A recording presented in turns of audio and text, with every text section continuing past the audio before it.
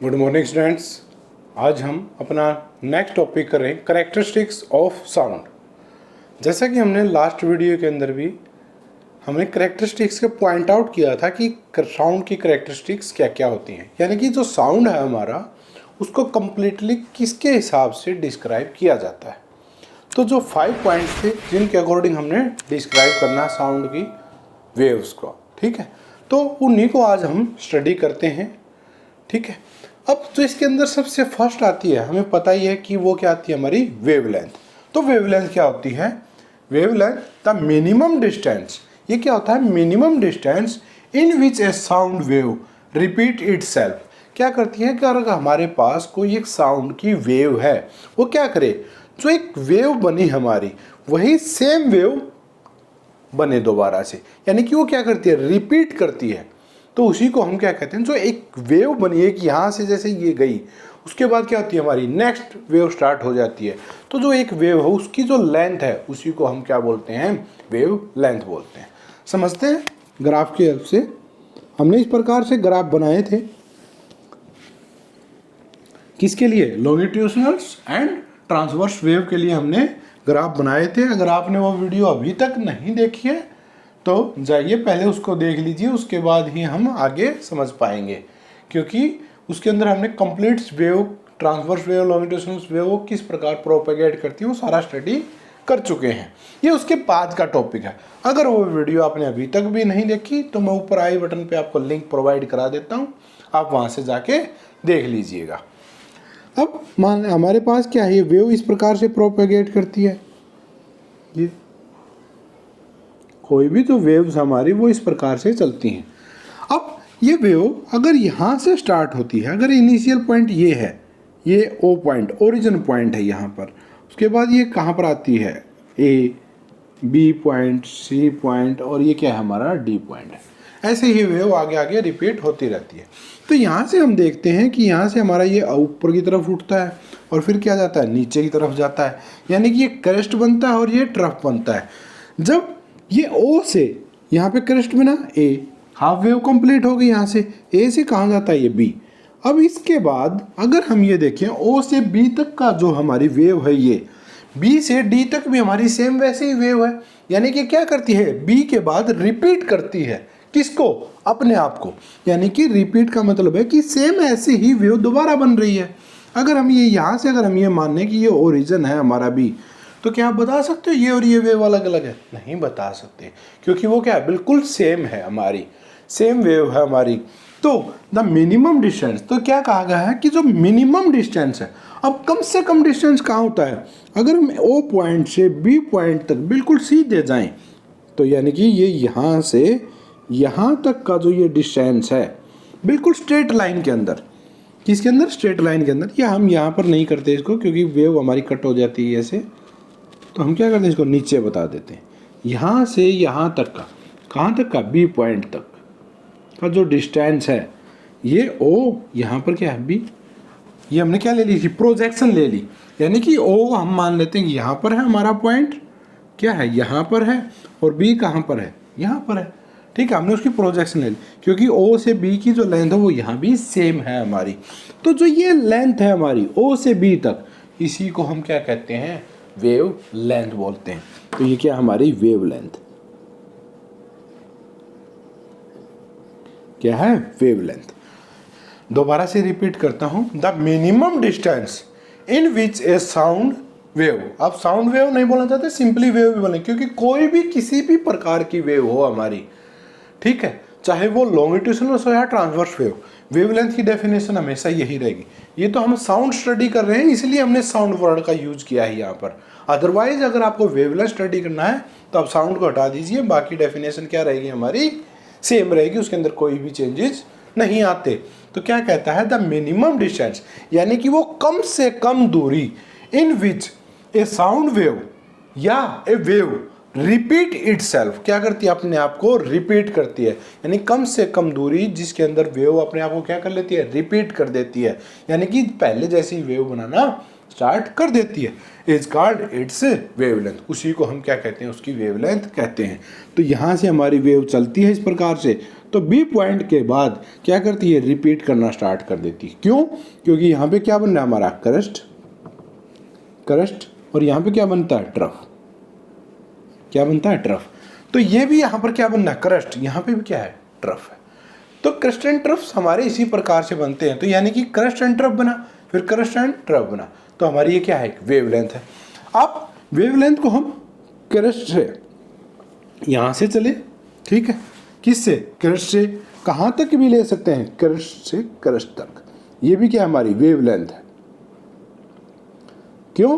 क्योंकि अगर हम यहाँ से मानते हैं कि हमारी वेव यहाँ से स्टार्ट हो रही है, तो हाफ वेव क्रस्ट की थी यहाँ से, फिर क्या हुआ, ट्रफ बना हमारा, फिर वापिस से क्रस्ट, तो यहाँ पे आने के बाद क्या हो जाएगी, कंप्लीट वेव हो जाएगी। या आप नीचे से देखना चाहते हैं ट्रफ से, तो यहाँ से यहाँ तक भी हमारी क्या है, ये वेवलेंथ ही है। और ये डिस्टेंस हमेशा आपको सेम मिलेंगे, चाहे आप यहाँ से मेजर करें ओ से भी, या इस पॉइंट से इस पॉइंट तक, या इस पॉइंट से इस पॉइंट तक, उनके अंदर कोई चेंजेस नहीं मिलेंगे आपको। क्या मिलेंगे, सेम वैल्यूज मिलेंगी आपकी। या अगर आप यहाँ से भी स्टार्ट करते हैं तो भी आपको यहाँ तक ही वैल्यू सेम मिलेगी। यानी कि ऐसा नहीं है कि ये वेवलेंथ यहाँ पे अगर हम ऐसे मेजर करेंगे इस पॉइंट से इस पॉइंट तक तो हमें अलग वैल्यू मिलेगी, यहाँ से यहाँ तक मेजर करेंगे तो अलग मिलेगी, यहाँ से यहाँ करेंगे तो अलग मिलेगी, नहीं, ऐसा नहीं होता। चाहे हम क्रस्ट से क्रस्ट मेजर कर ले, ट्रफ से ट्रफ मेजरमेंट कर ले, ओरिजिन से सेकेंड वेव जहाँ से स्टार्ट होती है वहाँ तक कर लें, ठीक है, जो डिस्टेंस हमारा वो क्या मिलेगा, हमें सेम मिलता है। क्या मिलता है, सेम मिलता है। और उसको क्या कहते हैं हम, वेव लेंथ। क्या बोलते हैं, वेव लेंथ बोलते हैं। आई होप आपको अच्छे से समझ में आ गई होगी। अब जो वेव लेंथ है इसको हमने पता चल गया कि सर ठीक है वेवलेंथ क्या होती है हमारी। अब इसकी एसआई यूनिट क्या होती है और इसको किस प्रकार से डिनोट किया जाता है। देखो हमने यहाँ से यहाँ तक मेजर किया, तो क्या मेजर किया, डिस्टेंस ही मेजर किया है किस्म से।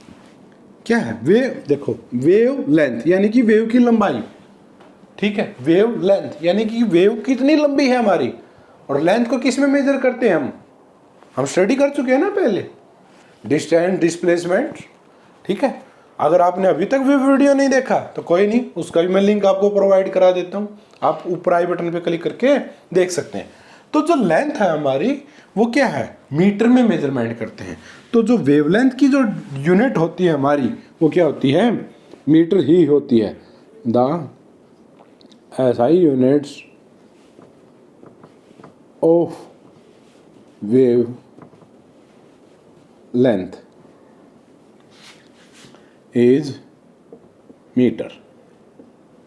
क्या होती है, मीटर होती है। डिनोट किससे करते हैं, एम से करते हैं। किसको, मीटर को एम से डिनोट करते हैं, नॉट वेवलेंथ को। वेवलेंथ को जो डिनोट किया जाता है वो डिनोट किया जाता है लैम्डा से। किससे डिनोट किया जाता है, लैम्डा से।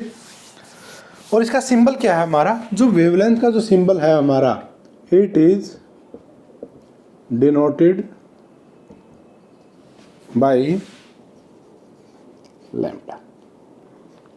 किससे डिनोट किया जाता है, इस सिंबल से डिनोट किया जाता है और इसको क्या बोलते हैं, लैम्डा, ठीक है। अब अगर कोई ये पूछे, ठीक है सर हमें पता चल गया कि डेफिनेशन क्या होती है, डिनोट किससे करते हैं, लैम्डा से करते हैं, और मेजर किस में किया जाता है, मीटर के अंदर। यानी कि 5 मीटर वेवलेंथ हो सकती है, 1 मीटर हो सकती है। हालांकि बहुत बड़ी वेव हो जाएंगी, इतनी बड़ी वेव नहीं होती हमारी, बहुत ही कम होती है, ठीक है। तो 0.2 मीटर होगी। तो इस प्रकार से वेवलेंथ हमारी मीटर के अंदर मेजरमेंट करते हैं और लैम्डा से इसको शो करते हैं। अब अगर कोई हमें यहाँ से क्रस्ट तक मेजर किया तो हमारी वेव क्या थी, हमारी लैम्डा थी। क्या थी, लैम्डा। लेकिन अगर क्रस्ट से ट्रफ तक हम मेजर करते हैं तो ये जो डिस्टेंस है हमारा वो क्या होगा। देखो हमने क्या किया, क्रस्ट से ट्रफ तक जो डिस्टेंस था सिर्फ वो मेजर किया। तो इस डेट केस में हम क्या देखते हैं, अगर हम क्रस्ट से क्रस्ट तक जाते तो फुल वेव थी, लेकिन हम क्रस्ट से ट्रफ तक गए तो क्या हुई, हाफ वेव लेंथ हो गई। तो लैम्डा बाई में 2, क्या वैल्यू आएगी हमारी, लैम्डा बाई में 2। यानी कि जो वेवलेंथ थी उसका क्या हो गया, हाफ हो गया, क्योंकि हमने कहाँ तक मेजर किया, ट्रफ तक। तो ये था भी हमारा topic related to wavelength. अगर आप नोट करना चाहते हैं तो नोट कर सकते हैं।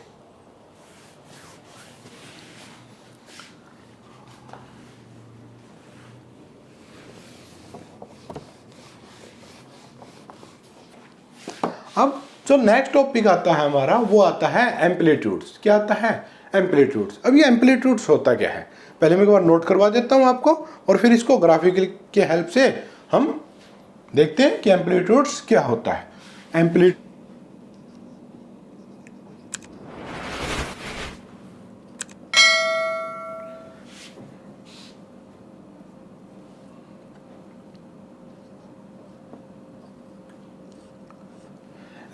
क्या होता है? द मिनिमम डिस्टेंस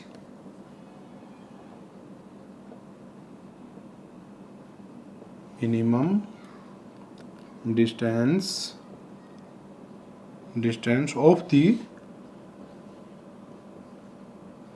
particle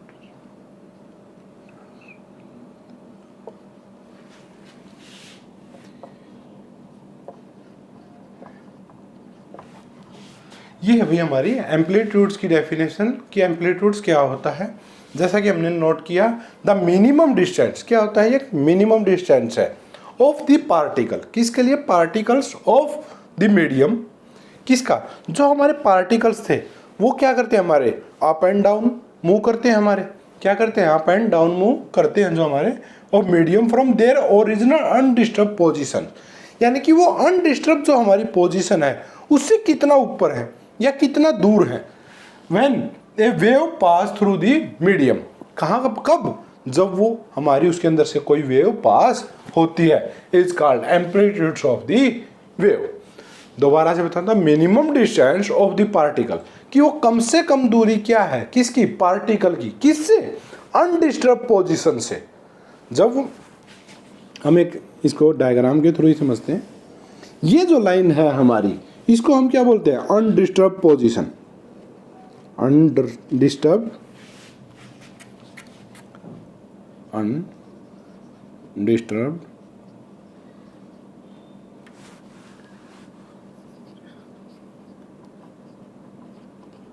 ये जो लाइन हमारी, ये कौन सी लाइन होती है? Undisturb line. यानी कि जब उसके अंदर से कोई वेव पास नहीं होती तो उसके पार्टिकल हमारे कैसे रहते हैं? नॉर्मल में रहते हैं। लेकिन जैसे ही इसके अंदर से वेव जाती है तो ये पार्टिकल्स हमारे क्या करते हैं? अप एंड डाउन मूव करना स्टार्ट कर देते हैं या आगे एंड पीछे मूव करना स्टार्ट कर देते हैं। ठीक है, तो अब ये पार्टिकल्स हैं जो हमारे, ये क्या करते हैं? अपवर्ड मूव करते हैं। एक बात याद रखिएगा कि जो ये पार्टिकल है सारे के सारे, अब ये नहीं है कि ये पार्टिकल सिर्फ इसी हाइट तक जाता है, नहीं, ये भी क्या करता है? मैक्सिमम तक जाता है और उसके बाद मिनिमम आता है।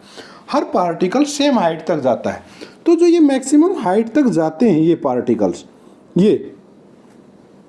तो ये जो डिस्टेंस है यहाँ से अनडिस्टर्ब पोजीशन लाइन है हमारी ये, और ये क्या है? जो मैक्सिमम हमारा जा रहा है पार्टिकल यहाँ तक जाता है।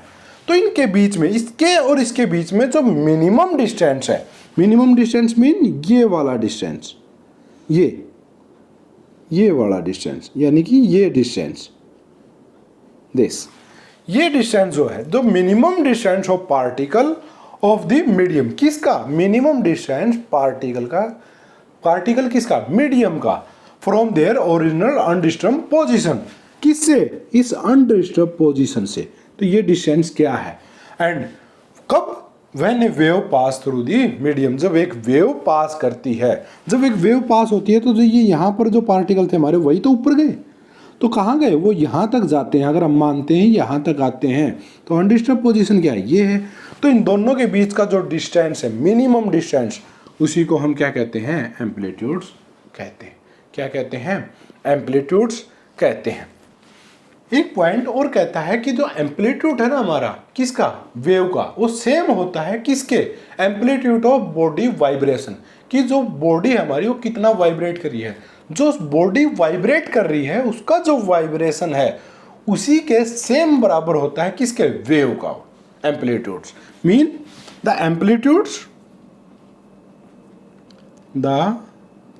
Amplitudes of a producing the wave। क्या कहता है कि भाई अगर जो एम्पलीट्यूड्स है ना हमारा ऑफ वेव का, कि किसी भी कोई भी वेव जो बन रही है ना हमारी, उसका जो एम्पलीट्यूड्स है, सेम होता है किसके, amplitude of wave is same होता है किसके, as the amplitude of vibrating body, कि अगर ये बॉडी वाइब्रेट कर रही है तो ये जितना वाइब्रेट करती है अपनी पोजीशन से या मीन अनडिस्टर्ब पोजीशन से, इसका जो एम्पलीट्यूड होगा वही हमारी वेव का भी एम्पलीट्यूड होता है, वाइब्रेटिंग बॉडी प्रोड्यूसिंग दी वेव। अगर यही वेव करती है, ऐसा नहीं है कि वाइब्रेट तो ये कर रही है और हम कोई किसी दूसरी वेव का एम्पलीट्यूड देखें, हो सकता है उसका अलग हो, बिल्कुल मिल सकता है, लेकिन अगर ये बॉडी हमारी वाइब्रेट कर रही है, क्या कर रही है, वाइब्रेट कर रही है, और इसी से जो वेव प्रोड्यूस हो रही है, तो इसकी वाइब्रेटिंग का एम्पलीट्यूड्स और वेव जो इसके द्वारा प्रोड्यूस की गई, दोनों का एम्पलीट्यूड्स हमारा क्या मिलता है, सेम मिलता है। क्या मिलता है, सेम मिलता है। और अब इसके भी क्या, हमारी ये मिनिमम डिस्टेंस था एम्पलीट्यूड्स भी, तो इसकी भी जो यूनिट होती है हमारी, the unit of amplitudes is metre, क्या होती है, मीटर ही होती है। The unit of amplitudes is metre, क्या होती है, एम्पलीट्यूड्स की जो हमारी यूनिट है वो भी क्या होती है, मीटर होती है। And it is denoted by the letter A, और इसको किससे डिनोट किया जाता है, ए से डिनोट किया जाता है।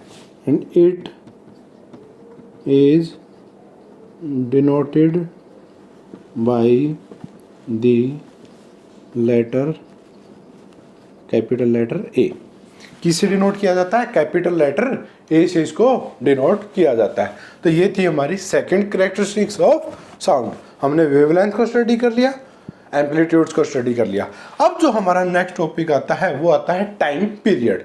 टाइम पीरियड्स क्या होता है, आप अगर इसको नोट करना चाहते हैं तो नोट कर सकते हैं।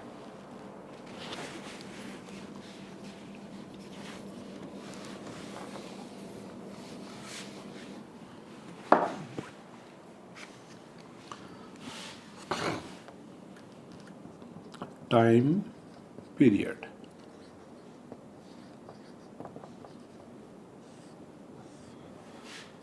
द टाइम पीरियड,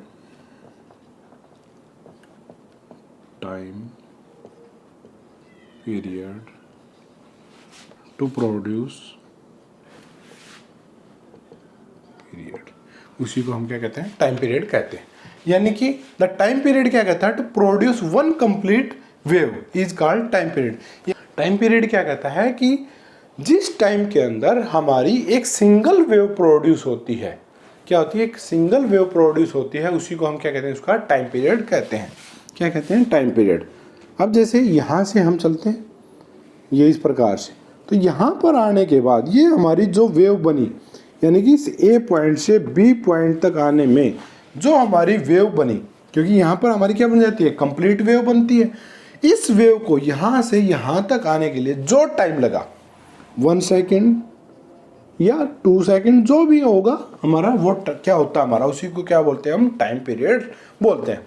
दोबारा से देखते हैं, the time period to produce one complete wave, एक कंप्लीट वेव बनने के लिए इज कॉल्ड टाइम पीरियड। ये बात याद रखना कि कंप्लीट वेव के लिए है, हाफ के लिए नहीं, ठीक है। तो एक कंप्लीट वेव बनने के लिए जो टाइम लगता है हमारा, उसी को हम क्या कहते हैं, टाइम पीरियड्स कहते हैं।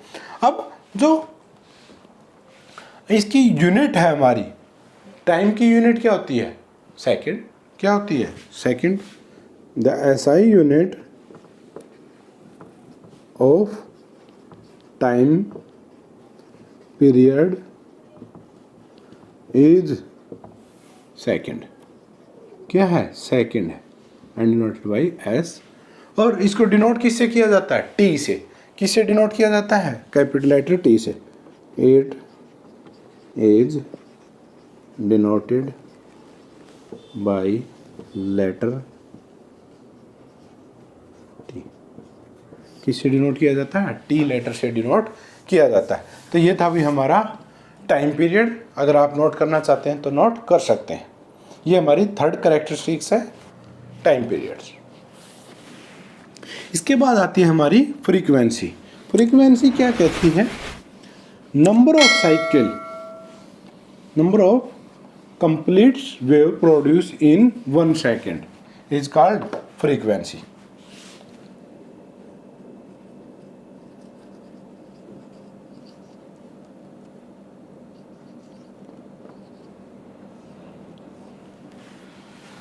frequency. The number of complete wave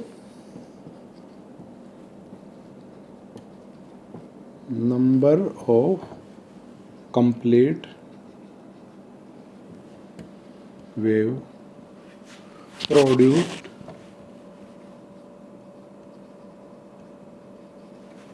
in 1 second is called frequency.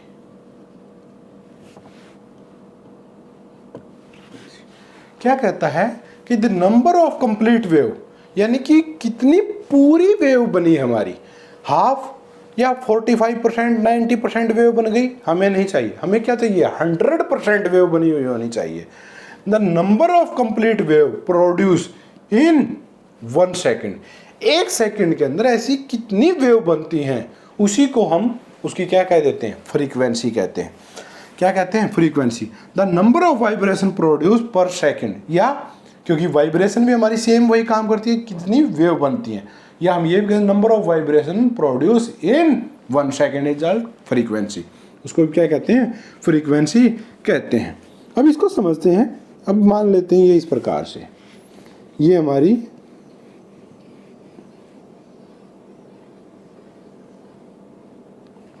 ठीक है, ये इस प्रकार से हमारी वेव बनती है। क्या बनती है, वेव बनती। यहाँ से हम स्टार्ट करते हैं और कहाँ तक जाते हैं, यहाँ तक जाते हैं, ये यहाँ तक। कितना टाइम लगा यहाँ से यहाँ तक आने में, 1 सेकेंड। क्या टाइम लगा, 1 सेकेंड। अब ये बताएं हमें इसकी फ्रीक्वेंसी क्या होगी। अगर हम इसकी फ्रीक्वेंसी कैलकुलेट करनी है कि क्या होगी, 1 सेकेंड में ये वेव हमारी बनती है, तो हमें इसकी फ्रीक्वेंसी बतानी है। तो हमें क्या करना पड़ेगा, number of complete wave count करनी है। यहाँ से वेव चलती है यहाँ तक, यानी कि 1 वेव, ठीक है। उसके बाद क्या है, यहाँ से यहाँ तक 2 वेव, यहाँ से फिर यहाँ तक 3 वेव, यहाँ से यहाँ तक 4, यहाँ तक 5, यहाँ तक 6। लेकिन यहाँ से हम यहाँ तक नहीं कर सकते। क्यों नहीं कर सकते, क्योंकि ये देखो ये कंप्लीट वेव नहीं बनी हमारी। अगर ये वेव यहाँ तक भी आ जाती, कंप्लीट अब भी नहीं हुई, तो भी हम इसको कैलकुलेट नहीं करते। या तो ये बनना स्टार्ट हुई हो या कंप्लीट होने वाली हो, इसको हम कैलकुलेट नहीं करते, काउंट नहीं करते। क्यों, क्योंकि हमें क्या चाहिए, कंप्लीट वेव चाहिए। क्या चाहिए, कंप्लीट वेव चाहिए। तो हमारी कंप्लीट वेव कितनी बनी 1 सेकेंड के अंदर, 6। क्या बनी, 6 काउंटिंग आई हमारी। तो इसकी जो फ्रीक्वेंसी आएगी वो क्या आएगी, 6। क्या आ जाएगी, 6। यानी कि फ्रीक्वेंसी क्या हमारी 6 है। The number of complete wave, कितनी कंप्लीट वेव बनती हैं प्रोड्यूस इन 1 सेकेंड, ठीक है। या जो हमारा टाइम पीरियड है वो क्या हमारा है यहाँ पर 1 सेकेंड, सॉरी टाइम पीरियड नहीं, टाइम जो हमारा वो क्या है, 1 सेकेंड है, इज कॉल्ड फ्रीक्वेंसी। 1 सेकेंड के अंदर जो वेव बनती हैं, कंप्लीट वेव बनती हैं, उनकी जो काउंटिंग होती है हमारी, वही क्या कहलाती है, फ्रीक्वेंसी कहलाती है। तो ये हमारी क्या आई, फ्रीक्वेंसी। अब जो इसकी एसआई यूनिट है फ्रीक्वेंसी की, वो क्या है, वो है हर्ट्ज। क्या है, hertz.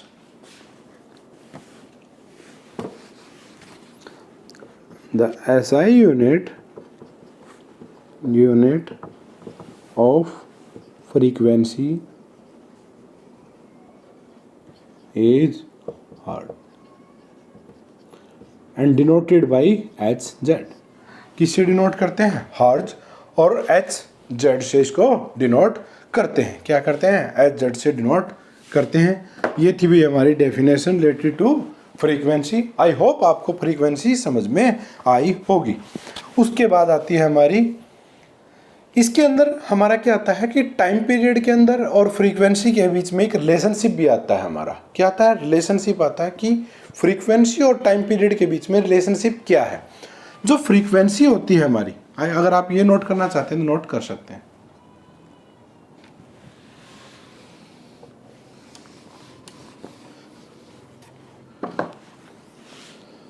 relationship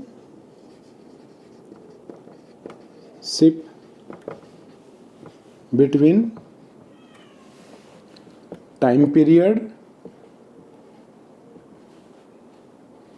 and frequency. Time period और फ्रीक्वेंसी के बीच में हमारा क्या रिलेशनशिप होता है, हमें वो फाइंड आउट करना है। देखो टाइम पीरियड जो होता है हमारा वो क्या बताता है कि एक टाइम पीरियड क्या बताता है कि कंप्लीट वेव को बनने के लिए हमारा कितना टाइम लगा, यानी कि एक सिंगल वेव को फॉर्म होने के लिए जो टाइम लगता है उसी को हम क्या कहते हैं, टाइम पीरियड कहते हैं। फ्रीक्वेंसी क्या कहती है, 1 सेकंड के अंदर हमारी जो कंप्लीट वेव बनती है वो। ठीक है, तो ये इन दोनों के बीच में है कि टाइम दोनों के बीच में आता है, तो इनके हमारा रिलेशनशिप बनाया गया है।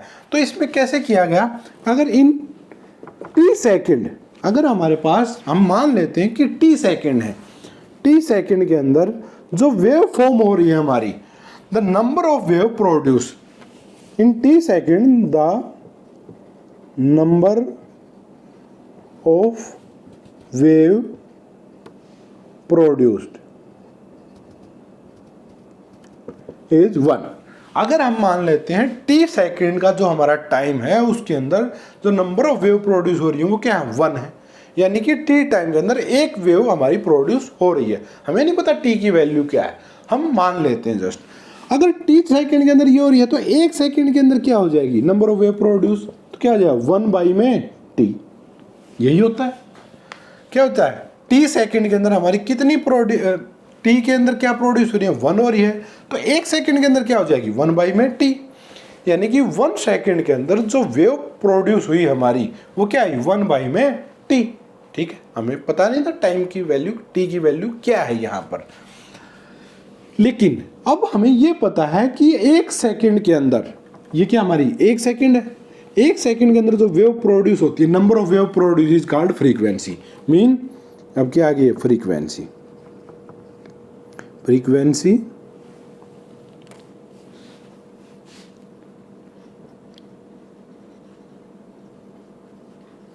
इज इक्वल टू 1 बाई में टाइम पीरियड। ये हमारा रिलेशनशिप है फ्रीक्वेंसी और टाइम पीरियड के बीच में।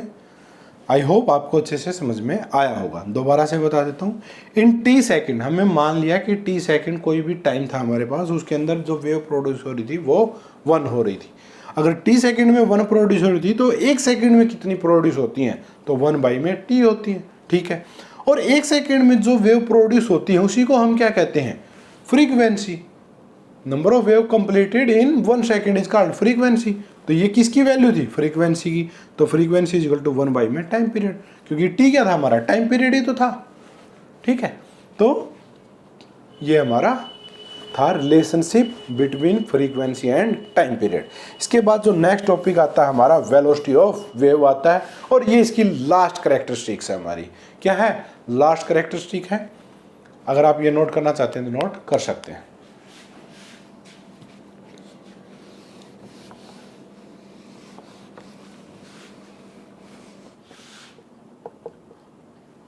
Of wave,